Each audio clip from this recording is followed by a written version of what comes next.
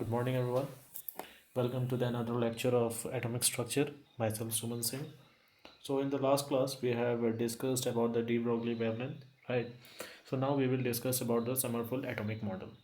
So now, as we have learned that what this Bohr atomic model suggests, that what he has told in the Bohr model, you have seen that he has taken suppose an hydrogen lamp, and in that hydrogen lamp he has uh, passed it on a prism. Okay, so when he passed this hydrogen lamp in a prism, what he shows a line. Okay, right, like this line he has absorbed, right? He has absorbed like this line, and he has given them a name. Okay, he has given them a name. So what was there?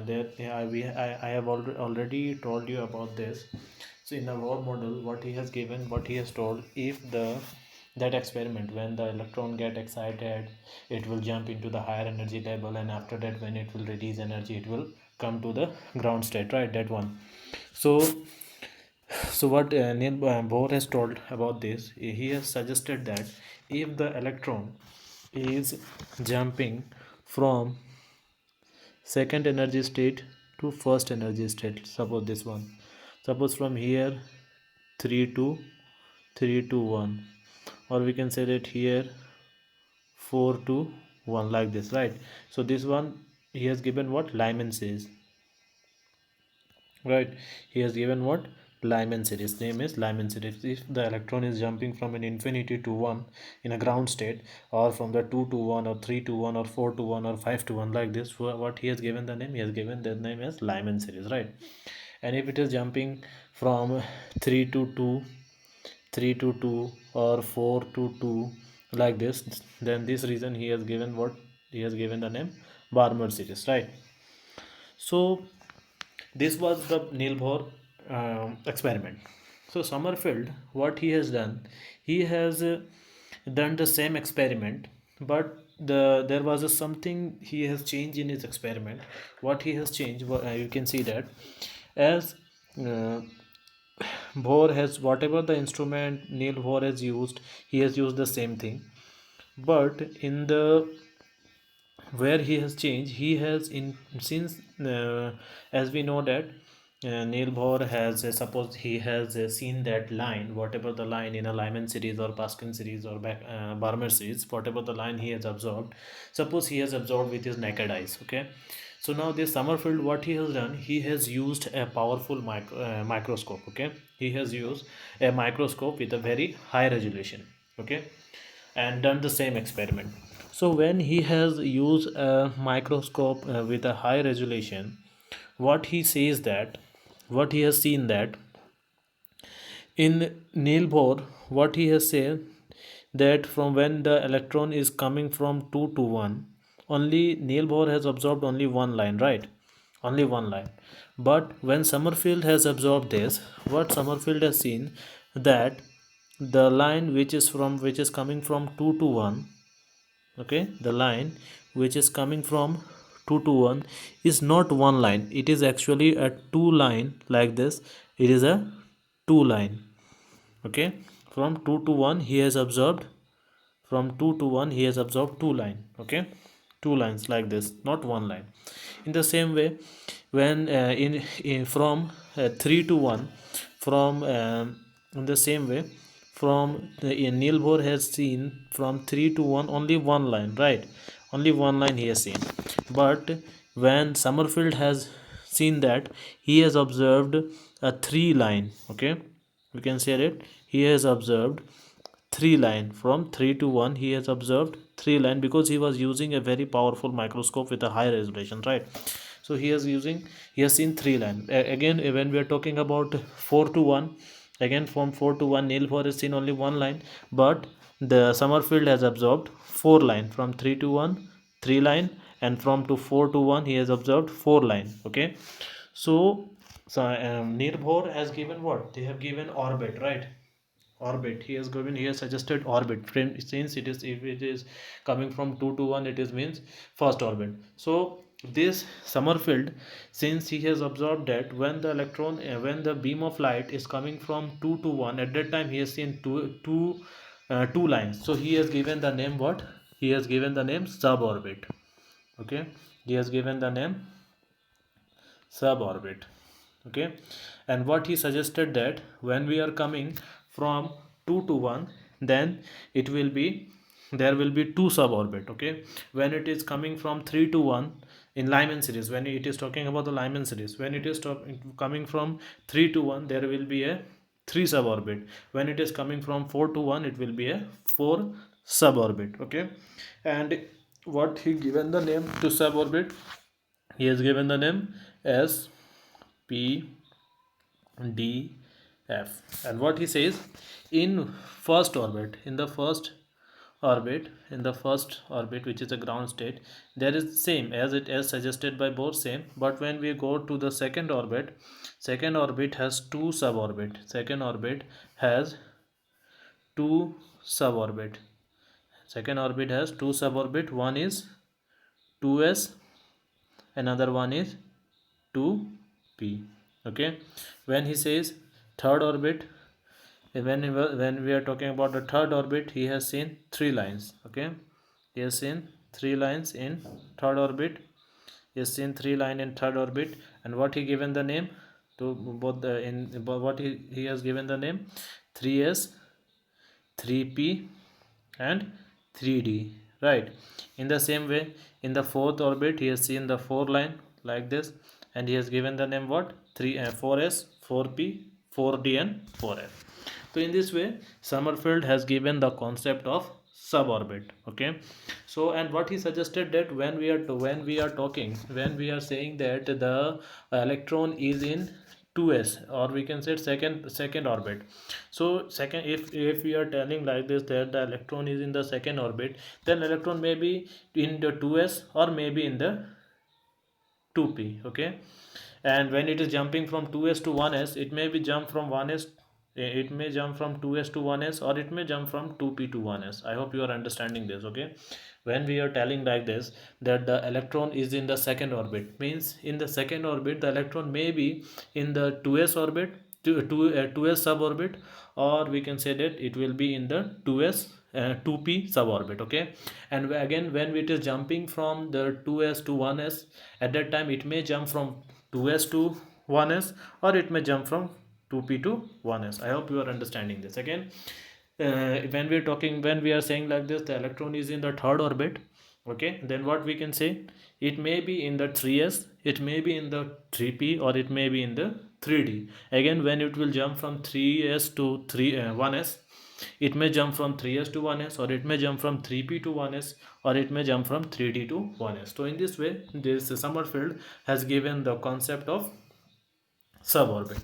Okay, so I hope you have understood this, what is Summerfield atomic model.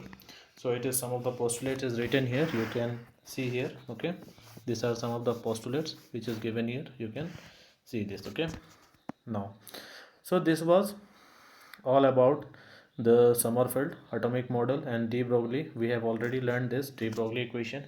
So now we will see Heisenberg uncertainty principle.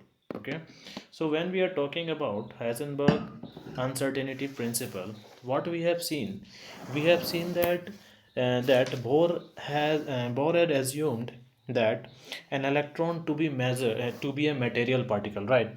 What Bohr has assumed that electron is to be a material particle of a very small mass, right? And it is revolving around the nucleus in a circular orbit, situated at a definite, or we can say like that, situated at a fixed distance from the nucleus, and with a definite velocity. This Bohr has assumed that. That's right.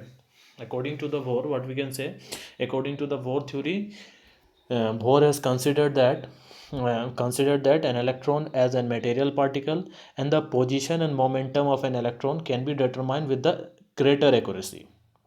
Okay, this was the Bohr theory. But when an electron is considered as a wave, as suggested by de Broglie, which we have learned, it is not possible for us to measure simultaneously um, its exact position in space at some given instant and its velocity, right? Means what, according to de Broglie equation, if we are considering that electron as a wave, then it is not possible for us to measure simultaneously its exact position in space at some given instant, and its velocity. Since what we why we cannot measure, because since the wave is extending throughout a region of a space, right? So that is why we can't measure through de Broglie concept. We can't measure the exact position. We can't measure the exact position. Okay, we can't measure the exact position of an electron. Okay, as well as we cannot exactly measure the exact velocity, right? So what we can say, if we are attempt if attempts are made to make the exact measurement of the position of the electron and the exact measurement of its velocity, then what will happen if we are measuring like this? If we are measuring the position accurately, if we are measuring the position accurately, okay, tending to zero, what we can say, then the velocity will become uncertain. Okay, again we reverse that one. Or if we are measuring the velocity accurately, means tending to zero, then there will be a change in the position. Okay, so this is what, this measurement of position and the momentum of electron cannot be made simultaneously. Okay, this means that the measurement of position and the momentum of an electron cannot be measured simultaneously. Okay, and this concept was suggested by Werner Heisenberg in 1927 in his principle, okay, which is known as Heisenberg uncertainty principle. Okay, so what does this Heisenberg uncertainty principle suggest? It tells that it is impossible to measure simultaneously the exact position and exact velocity or momentum of a subatomic particles like electron and neutron. Okay, so I hope you have understood this. So for this, he has given some he has given one equation. I will show you here what is his equation. He has told that if we are considering, okay, suppose suppose we are taking this x. Okay, suppose this is an x, and this x is what, this x is suppose predicted position. Okay, this x is what, predicted position. Okay, I'm writing in a short form. And suppose this p is suppose predicted momentum. Okay, and what he has told that if suppose this delta x is, this del x is what, uncertainty in position. Okay, in position. Okay, uncertainty in position. And if this delta p is uncertainty in momentum, I hope you are understanding. If you are considering x as a predicted position, suppose we have predicted that the electrons will be here in some place, so that x is a predicted position. In the same way, if we are considering p as a predicted momentum, and delta x is an uncertainty in position. Okay, and delta p is, and delta p here p, okay, and delta p is uncertainty in momentum.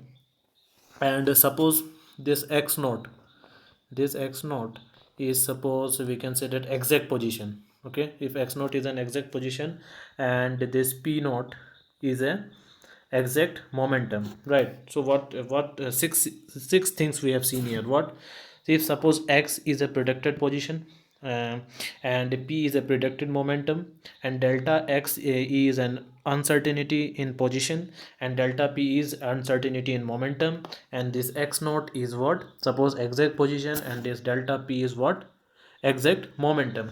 Then according to Heisenberg uncertainty principle, what we can write, we can write like this: x, which is what, predicted position, minus delta x, which is what, uncertainty in position, will be greater than equal to x naught, which is what, exact position, okay, which will be greater than equal to x, which is what, predicted position, plus delta x, which is what, uncertainty in position.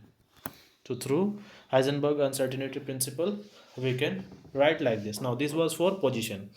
Now if we are counting for momentum, so what we can write, since p is what, it is a predicted momentum, minus uncertainty in momentum delta p, okay, will be greater than equal to p naught, which is an exact position, exact momentum, which will be greater than equal to p, which is again predicted momentum, plus uncertainty in momentum. So through Heisenberg uncertainty principle, we can write like this, okay. Now after that, when we will conclude this two equation, we will get what, we will get this, we will get this delta x, which is what, delta x is what, uncertainty in position, multiplied by delta p, uncertainty in momentum, will be greater than equal to h by 4 pi. So he has given this equation, delta h equal to 4 h by 4 pi. So now in some if we are considering this delta p, means p as a momentum, as a mass into velocity, if we are considering, if m is a rest mass, now if we are taking, I hope you have got this equation right. So what we will try to change this equation, we will do some arrangement here.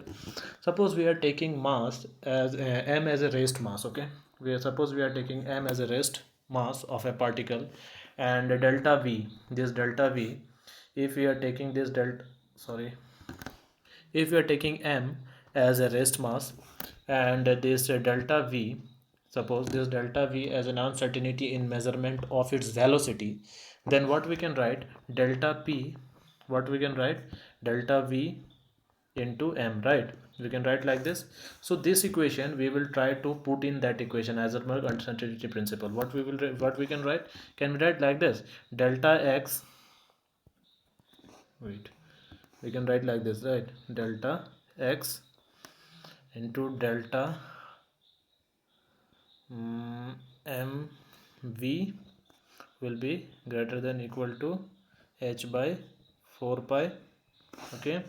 So what we can write, m delta x delta v greater than equal to h by 4 pi, and at last what we can write, delta x delta v, which is greater than equal to h by 4 pi m. So this equation is called what, Heisenberg uncertainty principle. So I hope you have understood what is Heisenberg uncertainty principle, right. So this was all about Heisenberg uncertainty principle and the Summerfield atomic model. So we will keep up to this. In the next class we will discuss about the Schrodinger wave equation and all. So up to this, uh, so thank you.